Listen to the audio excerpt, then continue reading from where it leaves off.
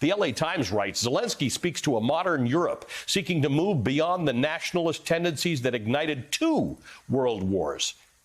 His message is clear, which is why one Ukrainian journalist wrote in the Washington Post, I did not vote for Ukraine's president, but his courage has changed my mind and inspired millions. Captain Ukraine, the first true president of Ukraine, a hero, a leader.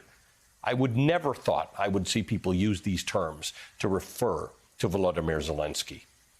Joining me now is MSNBC's counterterrorism and intelligence analyst Malcolm Nance. He's the author of the upcoming book, They Want to Kill Americans, the militias, terrorists, and deranged ideology of the Trump insurgency. Malcolm, you have spent a good amount of time in recent days in Ukraine, and you gave me some sense that this was happening. You were telling me about people who were preparing to fight, and it seemed ridiculous, frankly, the idea that there would be individual people with no weapons training, with no military training like yourself, who are going to go into war against the massive Russian army.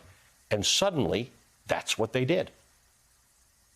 And it was fascinating because for weeks out of the month that I spent there on the ground analyzing the ground order of battle and the Ukrainian army, the civilians and the civilian government just took an attitude that it's not going to happen.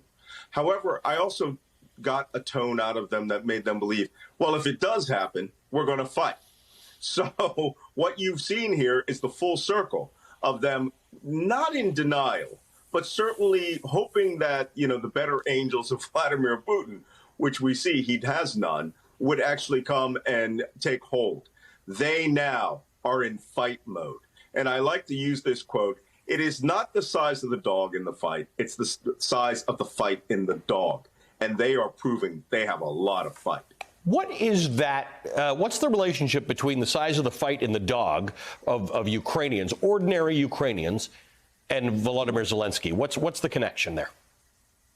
Well, certainly, he is a very unusual character to become president. I mean, he was a comedian that was playing a character who accidentally becomes president, right? It'd be like Jon Stewart of The Daily Show coming and becoming president of the United States, which is not necessarily a bad thing, John.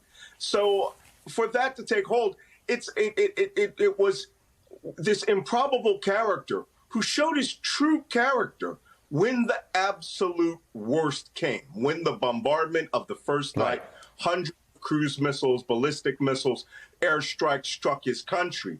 He went from a shirt and a tie to what he's wearing right there, into a combat fatigue shirt. And then he went around, with his body armor, with his helmet, and defiantly said to Vladimir Putin, who expected him to get on an executive jet and fly away to Poland. Which he was offered. He said, I'm staying here, I'm going to fight.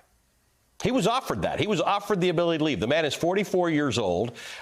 He has grown into his job in a remarkable way in the last week. This is a guy who a few weeks ago didn't seem to be taking the threat as seriously as Joe Biden was, thought that maybe the West was overreacting, and it caused people to say maybe he's not ready. And then this has happened. He has transformed into a global leader of sorts in the fight for democracy. And, I think the character that he's showing right here is very typically Ukrainian. And this is why when I've been doing my security assessments here in the last few days, I'm one of the few analysts to believe I think the Ukrainians could win this thing. And when I say win, I mean win in the sense that Russia will not achieve most, if not any, of its strategic objectives. I think that they, in fact, have so much experience that where the Russians are making inroads is because they want Russia to make those inroads. And the places where they don't, like the city of Kharkiv, Sumy, and Kyiv, they're not even doing very well, even though they're throwing their mass weight behind. Zelensky is the embodiment of that defiant nature. And they are willing to take this country to the edge. This is why you see young women taking AK-47s and saying, well, I've never fired one before, but I'm going to now. Yeah. These women who are filling bottles of Molotov cocktails and saying, I'll throw one out my window down an armored personnel carrier. You cannot beat this attitude. Yeah. And granted, we may have to get a logistics chain on them, tail on them to help them. But how do you beat somebody that cannot be tramped down, whose attitude cannot be broken? You told us this is how it was going to go down. It's amazing. Malcolm, thanks again for being with us.